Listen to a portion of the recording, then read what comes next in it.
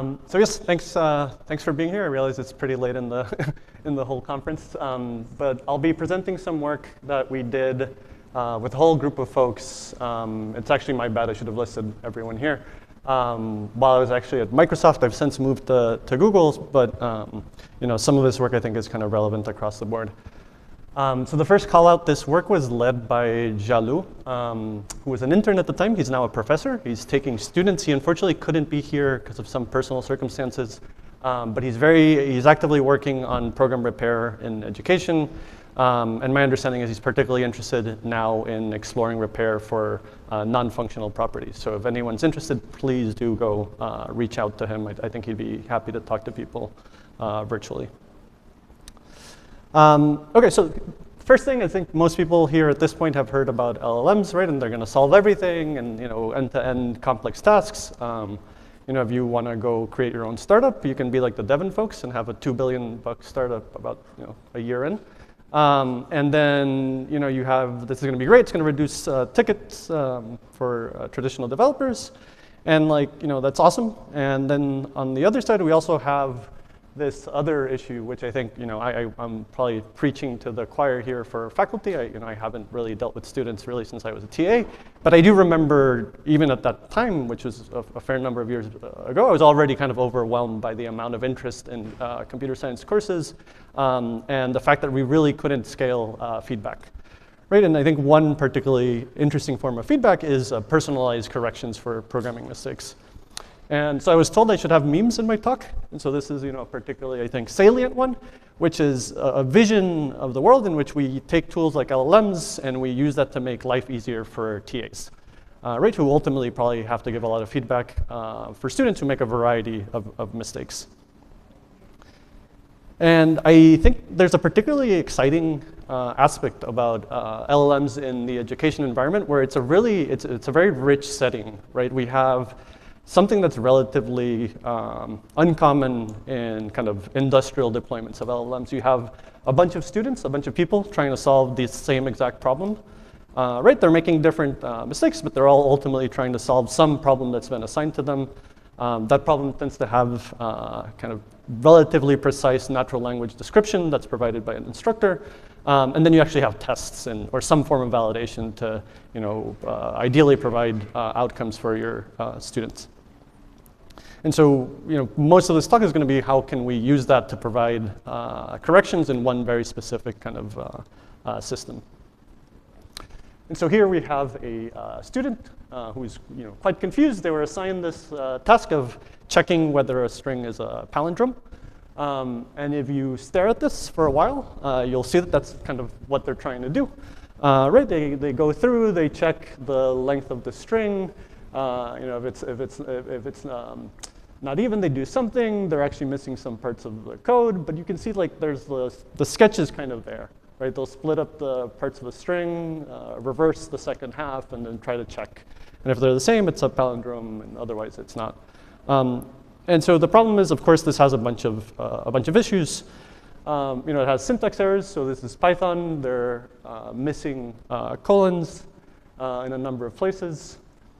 They also are going to, when they fix those and actually get to this thing to run, they will have some type errors, right? So they're doing normal division. They probably should have done integer division in a couple of places. They're just missing a whole branch that they didn't handle. And they clearly have what looks like stale debugging code that they just kind of left there and submitted. And so eventually, you run this through your automated checker, and of course it gets no points. And here's the instructor's solution, right? You take the string, you lower it so everything's lowercase, you reverse it, and you check. So it's really nice. Right? It's a nice little clean solution. You can imagine the student has their huge kind of submission, and now they have to kind of jump across a pretty big gap to try to understand how that relates to the instructor's reference solution. And so what we really would much prefer to have is this robot that will take the student solution and actually turn it into a working solution for the problem, but with relatively small number of changes relative to the student's original problematic program. right? So you can see all the places it made edits, adds the colons, changes the type of division, comments out code we don't actually need, and added basically a whole branch that was missing. But it was relatively similar to what the existing students branch was.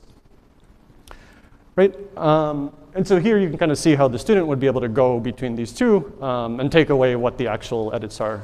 And in some sense, kind of having this automatic program fixer is really kind of a input potentially into other more robust forms of feedback. You can imagine turning this into natural language. You can imagine having something that highlights the differences, right? So I won't talk about the UI. The goal here is more or less just like, could we produce this version on the right given the version on the left, and how do we go about doing that?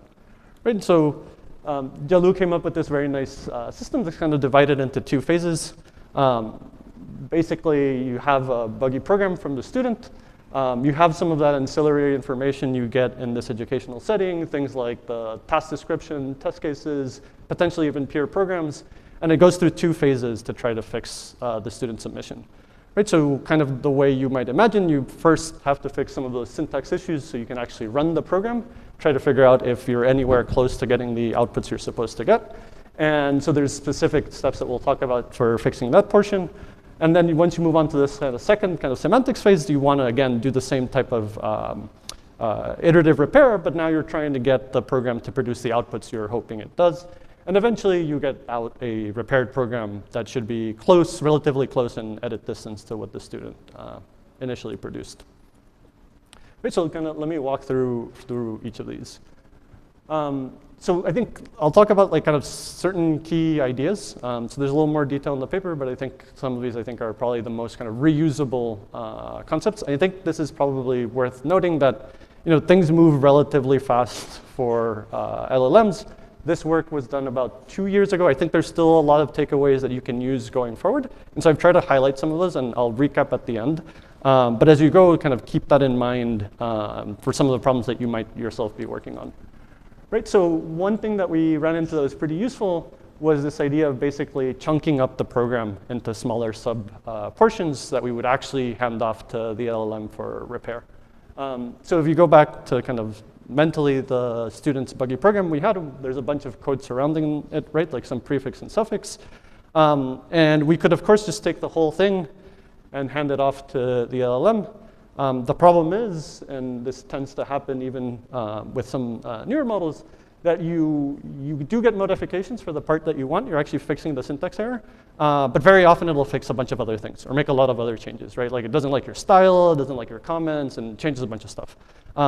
Which is like, I think, fine in some settings, but if our goal is to produce a program that is relatively close to what the student originally had, we want to minimize some of these edits, right? So you can imagine like a much simpler thing to do is we should localize that mistake we're trying to fix. And so it's syntax, so it's relatively easy for us to say, here is where it's happening, plus minus some window.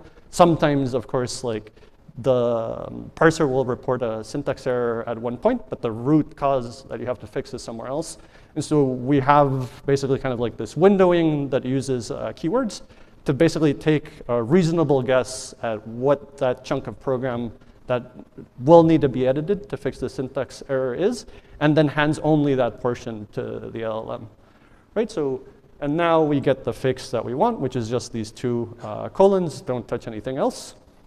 And we can just splice that back into the original program, right? So ultimately, we kind of do this incrementally over a couple of times. Every time after you splice it in, we can run the parser again and basically see are there any remaining errors and move on to the next one. And in practice, we really kind of put a bound on this because otherwise you can, some of these errors will compound and eventually you may not actually get to fix it. So there is some kind of termination criteria. Right, so once you've done this and we've actually produced some candidates, actually one thing I should say, and I didn't mention it here, is, and this will come up in a couple places, whenever we try to generate a program, we'll do this with different types of input information. And so we'll try to generate a fix potentially just by providing the code. And other times we'll do the same thing, but provide the code and the diagnostics errors from the parser. And so you can just get both candidates, splice them in, and again, check, right? So kind of the advantage is you have this kind of clear oracle that lets you know whether or not you're at least making progress in some regard. Right, so at the end of this phase, you have programs that are now at least syntactically valid. And so we can actually move on to running them and deciding, are you getting the expected behavior on the test cases you've been given. Right, so how do we do this? We have, like I said, there's three kind of big pieces of information. We have a description of the task we're actually supposed to solve with this program. We actually have test cases that we can run. And we have the actual buggy program. Right, so we, again, kind of put this in, try to create multiple variants of the same prompt with different types of information. Basically, we vary the order that we place things in, whether we put natural language, whether we put the test cases, whether we don't. And out you get a bunch of programs, right? And you can run them through the evaluation harness and decide, do these pass the tests that I care about? And if there's multiple that do, then we take ones that have a smaller edit distance with respect to the original student program. And so in our case specifically, we decided we'd use token edit distance, which is just the same thing as string edit distance or normal kind of edit distance, but the units are program like Lexer tokens rather than string characters. You could, of course, kind of replace that with whatever you want. You know, tree edit distance, you could have potentially some form of, you know, if you want something that captures maybe more nuance, like now, of course, there's kind of the opportunity to embed it with something like CodeBird and compute some similarity. Right, so and we haven't talked about the fact, and I think this is a really interesting part about program repair, like I said, in the EDU setting, where you have some number of people solving the same exact problem you are. Right, and I think one of the benefits as a student is that if you're confused, chances are one of your peers was confused at some point with the same exact issue. Right, so with LLMs, a very kind of productive way to make use of past examples beyond collecting them at scale and retraining is just incorporating them as few-shot examples. And so we can do that with peer programs. And so really what we want to do is, like, how do we find the student that had similar issues as you did? In our case, we decided, again, you could kind of make different choices, but we'll take their test outcomes as outputs and then compute just effectively hamming distance between them. And we'll take a peer that's been making similar mistakes to you, but did eventually submit a correct version of the program. So we can add it in. And similar mistakes here, again, is just you're observing, you kind of have this like observational equivalence between the programs. Right, and we'll add that into the prompt, and you get out potentially new candidates that solve whatever issue you had. Right, so I'll talk about evaluation. So what we did is we took real student programs who were in a kind of a programming 101 class in Python. And for each student program, we basically took students that did eventually submit a correct solution, right? So of course there's a whole set of students that aren't captured here, which are the ones that maybe were so far off the mark that they just truly eventually never submitted a correct solution. And so I think that's kind of like a clear limitation to call out. But there are ones that, what we want to know is if they eventually submitted a correct solution, let's take the last program that had an obvious bug before that and take that as kind of the starting buggy point and answer the question, could we have repaired that successfully?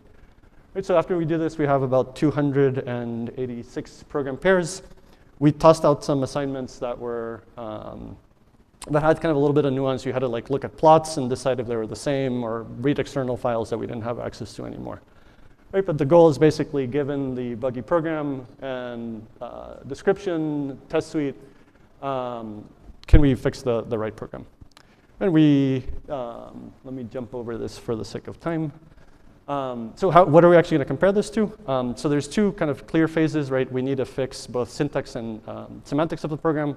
A lot of automated program repair systems tend to assume you already have a syntactically valid program. And so we basically had to stitch together different solutions.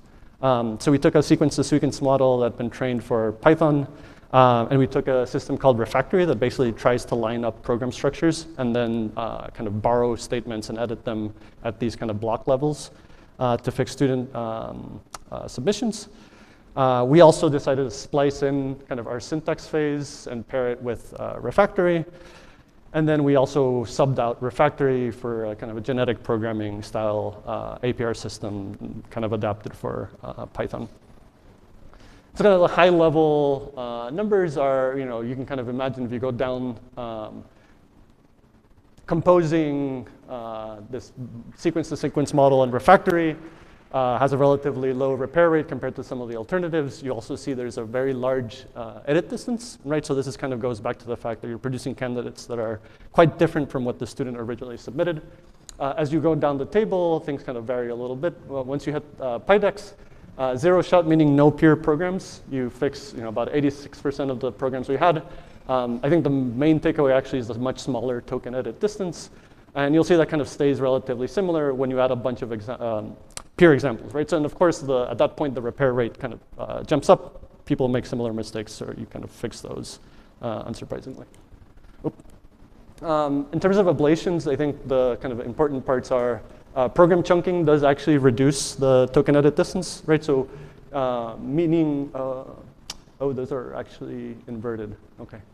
Anyways, ignore the incorrect slide. Jialu's going to kill me. The point is actually chunking reduces the number of spurious edits, and so it's lower token edit distance. And actually splitting repair into the syntax step that does this iteratively and then fixing semantics actually increases repair rates substantially as well. I think maybe the most interesting point is you actually get very different performance depending on what you prompt the model with. And so our answer was, well, why don't you prompt it with everything, right? Just do different variations and then filter afterwards. You have these kind of nice oracles of a test suite and parser to actually validate things. Right, so like what are the kind of takeaways, like if you were to go off today, not 2 years ago, and try this again? Are actually fusing syntax and semantic fixes with LLMs works relatively well, much better actually even in newer versions. Sampling is here, at least for the short term, where you can sample and validate things with oracles, and that has proven true in a bunch of cases, even outside of education. And then I think hopefully, as we move into a world where we use LLMs more, I do think there is an interesting opportunity in education because this is a unique setting where we don't really care if the model generalizes or not. What we're trying to do is actually interpolate between a bunch of students potentially doing similar tasks. So it's a case where memorization, if it's a flaw anywhere else, is actually a strength here. Great, thanks for attending the talk. Happy to take any questions. All right, so we have time for a couple of questions. And Jialu, if you're hearing the recording, please do not kill José. Please, I'd like to live. Yeah. So that shouldn't happen. Okay, so quick question. So not at all obvious that you can use, to me, that you can use the peer solutions this way. The more obvious thing is to consider using the instructor solution. Yeah. So that wasn't one of your questions, but any thoughts on that? Yeah, I think that's an interesting question. So we did have a baseline. I don't think we added it, and I struggle to remember exactly why, but ultimately what you ended up with is the instructor solution tended to be relatively far from the students. And so yeah, you get it repaired, but the edit distance is pretty big. And so it's not, so I think actually what would be quite interesting would be to, rather than show okay, here's how you get from that to the instructor solution, it's more kind of the sequence of edits and kind of incremental changes. And I think that could be very interesting, but yeah.